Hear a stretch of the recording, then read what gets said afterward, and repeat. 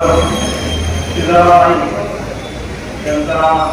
35वा स्मृती या ठिकाणी साजरा होत आहे आणि या 35व्या स्मृतीनिमित्त या व्यासपीठावरती असणारे आमचे नेते माजी खासदार राऊत साहेब, मी या ठिकाणी विनंती करेन की मुरलीधर नाही आमचे काका स्टेजवर याची विनंती करतो. मुरलीधर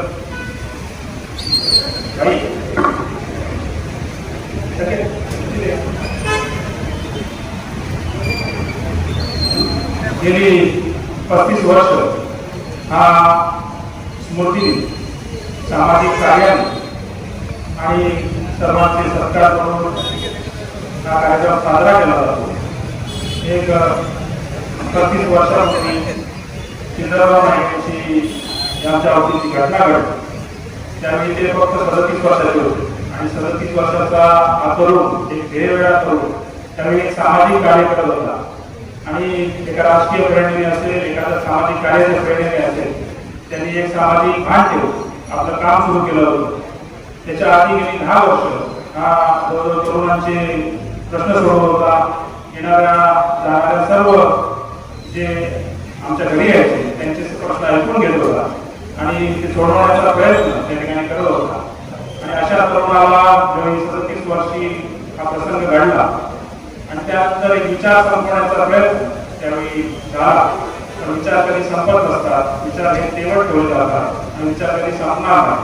त्यामुळे त्यांच्याच सामाजिक कार्याने प्रेरित हो असा 35 वर्ष हा सामाजिक कार्याने हा स्मृतिदिन साजरा व्हावा असं त्यावेळी सिद्धराम नाईक प्रेमींनी, कारण आम्ही त्यावेळी खूप लहान होतो आणि सिद्धराम नाईक प्रेमींनी हा स्मृतिदिन प्रत्येक वर्षी साजरा करण्याचं ठरवलं आणि त्यावेळी ते जवळ 10-12 वर्ष हा स्मृतिदिन साजरा होतो हे आम्हाला सुद्धा माहिती नव्हतं आणि आम्ही लहान असताना सुद्धा हा स्मृतिदिन साजरा केला गेला.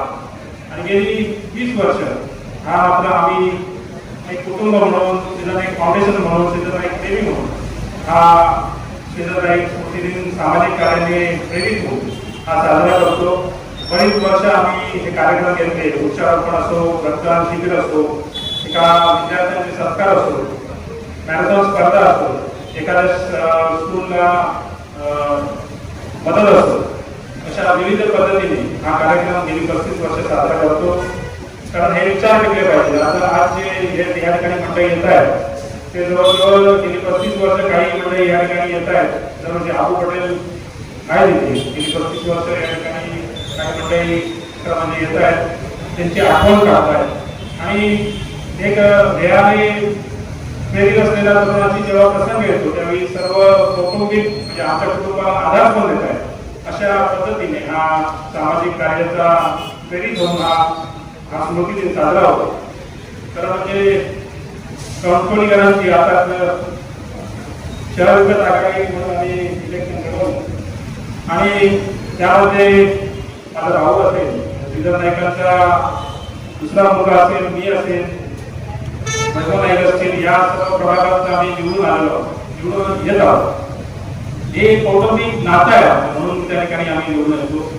शहर विकास आघाडीची पहिल्या इलेक्शन झालं त्यावेळी आम्ही मागच्या गणपतीपासून आणि दिवाळीपासून सुरुवात करत आलेलो होतो आणि त्यावेळी ठरवलं की हे इलेक्शन लढवायचं, पण या प्रवृत्तीमुळे हे इलेक्शन लढवायचं. ते कसं लढवायचं, काय लढवायचं आम्हाला माहिती नव्हतं, पण आम्ही लढवत होतो. संदेश पाठवण्याचा पहिला कार्यक्रम आणि त्यानंतर एक सुरुवात झाली ती संदेश पाठवण यामध्ये या ठिकाणी उतरला आणि एक छान वातावरण करण्यामध्ये आम्ही यशस्वी झालो. पण सर्व समाज घटकांना घेऊन हा कार्यक्रम आम्हाला करायचा होता. सर्व समाज घटकांना घेऊन म्हणजे त्याच्यात राजकारण आणायचं नव्हतं. ते सर्व समाज घटकांना घेऊन या प्रवृत्तीच्या विरोधात, या भ्रष्ट कारभाराच्या विरोधात, या भयमुक्त याच्या विरोधात आम्हाला तो लढा द्यायचा होता. सर्व समावेशक लढा आम्ही त्या ठिकाणी केला आणि आम्ही तयारी केली.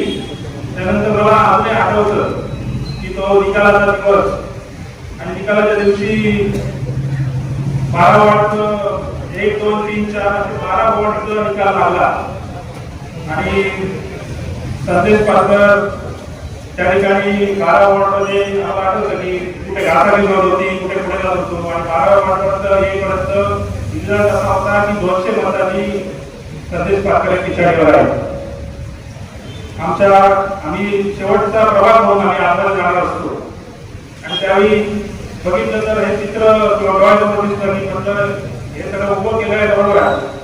पण संदेश पाटकरला ज्यावेळी आम्ही आतमध्ये जाऊन भेटलो त्यावेळी काही वर्ष देवाचं नाव गेलं आणि त्याला आम्हाला कोपऱ्यापासून त्यांनी नमस्कार केला. म्हटलं आम्हाला कसं उचललं या अनुषंगाने आम्हाला नमस्कार होता या दिसलं. आणि माझ्यासमोर एक चित्र उभं झालं की म्हटलं 12व्या त्या वॉर्डापर्यंत आमची जी मदत होती ती आमची पिछाड झाली होती आणि 13व्या मतदारसंघापासून आमचं परत एकदा काउंटिंग होणार असतं. चित्र राहिलं की आम्ही माझ्या लहान भावाला सुद्धा उभं केलं होतं. आमचा बालपणाचा मित्र सुद्धा वगैरे उभा होता आणि असे आणि 13 नंतर समोरच्या पक्षाने जर दिग्गज उभे केले एखाद्या याच्यामध्ये जाऊन लढाई करण्यासाठी दिग्गज पडवतात त्याप्रमाणे दिग्गज त्या ठिकाणी उभे केले होते. महाराष्ट्र बघितलं असतात की श्रीकृष्णाला मारण्यासाठी कोणतरी पाऊस आपले राक्षस पडवायचे तसे राक्षस काढले होते आणि आम्हाला घडवण्याचं एक षडयंत्र त्यांनी रचलं. पण 13व्याचा निकाल लागला आणि 13व्या वॉर्डामध्ये आम्ही पुढे गेलो आणि पुढे गेल्यानंतर एक आनंद सगळ्यांच्या चेहऱ्यावर दिसायला लागला आणि त्यानंतर कधीच पाठी हटलो नाही. गेल्या 15 वॉर्डात आम्ही चांगल्या प्रकारे म्हणजे कणकवलीकरांनी ती उत्सुकता ठेवली होती. कणकवलीकरांचं सुद्धा अभिनंदन केलं पाहिजे. त्यांनी ती उत्सुकता ठेवली होती की ह्या वॉर्डापर्यंत पाठी होतो आणि ही मॅच शेवटच्या बॉलपर्यंत जावी अशी कणकवलीकरांची त्यामुळे ती मॅच आम्ही शेवटच्या क्षणी जवळजवळ 152 145 मतांनी नगराध्यक्ष म्हणून विजय झाले आणि त्यात खारीचा वाटा होता जो या वॉर्डापैकी 13 नंबर वॉर्ड म्हणजे त्या ठिकाणी खारीचा वाटा सिंहाचा वाटा त्या ठिकाणी आम्ही उचलला. असे कौटुंबिक लोक कणकवलीकरांचं अभिनंदन केलं पाहिजे की त्या आमिषाला झुगारून दडपशाहीला झुगारून त्यांनी हा निकाल शहराच्या ठाकरेच्या पाठीशी दिला. तर सांगायचं तात्पर्य एवढंच आहे की नाही कुटुंबाचे संबंध या ठिकाणी असतील किंवा पालक कुटुंबाचे असतील हे संबंध जपण्याचं काम हे आम्ही सर्वांनी केलं. त्या कौटुंबिक संबंध जपण्याचं काम केलं. चांगल्या प्रकारे कणकवलीकरांसाठी भाव करण्याचं काम केलं. आणि मला आठवतं की ज्या दिवशी आम्ही पॅनल लावले होते त्या दिवशी पण आठवतं आणि त्या दिवशी आमचा या ठिकाणी उत्सुकता त्या ठिकाणी निकालाची होती. पण या कौटुंबिक जपल्यामुळे या सर्व ठिकाणची जी आमचं कौटुंबिक प्रेम होतं कौटुंबिक नातं होतं त्यामुळे ही शहर विकास आघाडीची निवडणूक होती आम्ही जिंकू शकतो. त्याबद्दल सर्वांचा आभार व्यक्त केला पाहिजे. आणि आज हा जो स्मृतिदिन होतो ह्या आमचा कौटुंबिक स्मृतिदिन होतो असं आम्हाला वाटतं. तुम्ही सगळे येतात त्याबद्दल मी सर्वांचं या ठिकाणी परत एकदा आभार मानतो.